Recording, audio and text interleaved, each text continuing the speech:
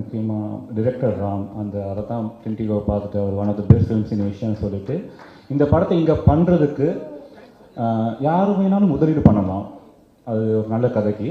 ஆனால் அந்த படத்தை கரெக்டாக கொண்டு போய் சேர்க்கறதுக்கு ஒரு நல்ல ஒரு பேனரும் அதுக்கான ஒரு நல்ல தயாரிப்பாளரும் வேணும் அப்படின்ட்டு உடனே அவர் சொன்னது வந்து கார்த்திகேயன் சந்தானம் அண்ட் கார்த்திக் சுப்புராஜ்.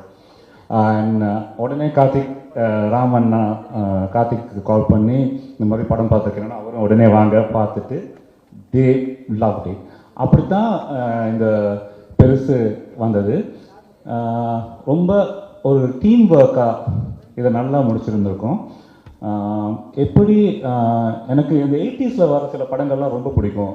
ஆண் பாவம், நேற்று இன்று போய் நாளை வா, மைக்கேல் மதன காமராஜன் 90s. அப்போ அந்த மாதிரி ஒரு படம் பண்ணணுன்ட்டு ரொம்ப நாள் ஒரு ஆசை. ஸோ அது நாங்கள் ட்ரை பண்ணியிருக்கோம்.